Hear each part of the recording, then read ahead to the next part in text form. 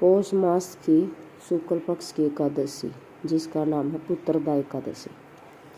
पौष मास के शुक्ल पक्ष की इस एकादशी का व्रत निसंतान को भी सुंदर पुत्र प्रदान करने में समर्थ है। संतान प्राप्ति और उनकी रक्षा एवं प्रगति के लिए प्रत्येक नर नारी को यह व्रत करना चाहिए। आज सुदर्शन चक्रधारी भगवान विष्णु की पूजा की जाती है। भगवान श्री कृष्ण द्वारा अब तक कहे गए वृत्तांत को सुनने के बाद धर्मराज युधिष्ठिर ने आगे पूछा, हे गोविंद, अब कृपया करके बतलाइए कि पौष शुक्ला एकादशी का क्या नाम है,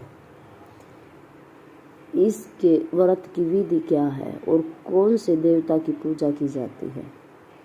भगवान श्री कृष्ण ने उत्तर दिया, हे राजन, इस एकादशी का नाम पुत्रदा एकादशी है।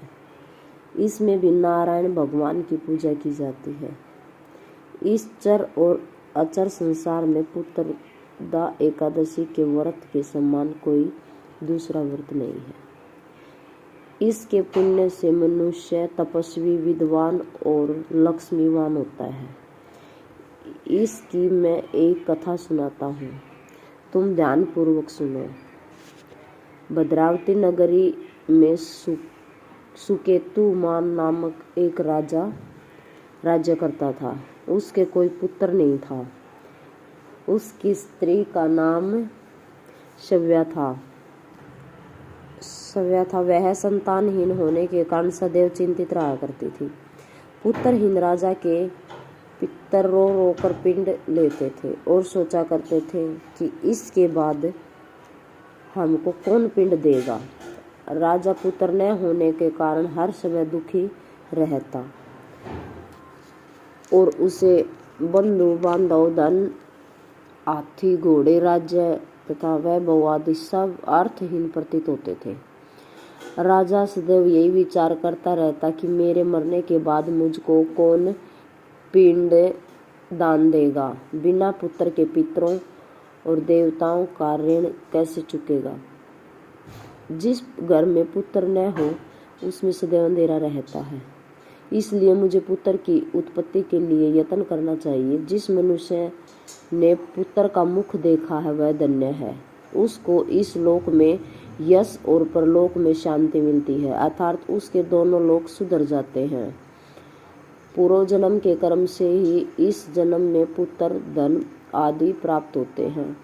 राजा इसी प्रकार रात दिन सोचा करता और चिंतित रहता। राजा ने अपने शरीर को त्याग देने का विचार भी किया, परंतु आत्मघात को महान पाप समझकर उसने ऐसा नहीं किया।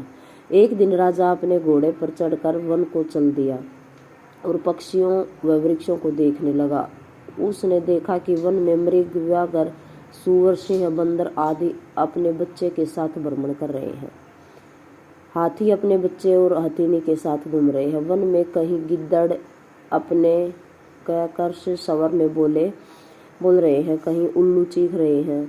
वन के इन दृश्यों को देखकर राजा को अपने पुत्रहीन होने का दुख और अधिक पीड़ा देने लगा। इस उदासी और सोच विचार में दोपहर हो गई। वह विचारने लगा कि मैंने कई यज्ञ किए, ब्राह्मणों को सुंदर भोजन तथा दान देकर तृप्त किया, फिर भी यह दुख मुझे क्यों प्राप्त हुआ। प्यास के मारे अत्यंत दुखी राजा पानी की तलाश में इधर उधर फिरने लगा। थोड़ी देर दूर पर राजा ने एक सरोवर देखा।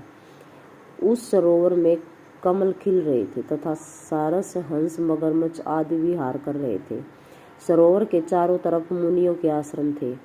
उस समय राजा के दाहिने अंग फड़कने लगे। राजा शुभ शकुन समझकर घोड़े से उतरकर मुनियों को दंडवत करके सामने बैठ गया। राजा को देखकर मुनियों ने कहा, हे राजन, हम तुमसे अत्यंत प्रसन्न हैं। तुम इस जगह पर कैसे आए हो, सो कहो। इस पर राजा ने मुनियों से उनका परिचय पूछा, फिर अपनी व्यथा कही। मुनि बोले, हे राजन, पुत्र की इच्छा करने वाले को उत्तम संतान देने वाली पुत्रदा एकादशी है। हम लोग विषव देव हैं और इस सरोवर पर स्नान करने आए हैं। इस पर राजा बोला, हे मुनीश्वर, यदि आप मुझ पर प्रसन्न हो तो एक पुत्र का वरदान दे दीजिए। मुनि बोले, हे राजन, आज पुत्रदा एकादशी है, आप इसका व्रत करें। भगवान की कृपा से आपके अवश्य ही पुत्र होगा। मुनि के वचनों के अनुसार राजा ने उस दिन वही एकादशी का व्रत किया। वही द्वादशी को उसने व्रत का पारायण किया और मुनियों के प्रणाम करके अपने महल को वापस चला आया। उसी मास से रानी ने गर्भ धारण किया और 9 माह के पश्चात उसके एक पुत्र पैदा हुआ, जो बड़ा होकर अत्यंत वीर, यशस्वी और प्रजापालक चक्रवर्ती सम्राट बना। भगवान श्री कृष्ण बोले, हे राजन, पुत्र प्राप्ति के लिए पुत्रदा एकादशी का व्रत करना चाहिए। इस व्रत के करने वाले यशस्वी और पितृभक्त पुत्र तो पाते ही हैं।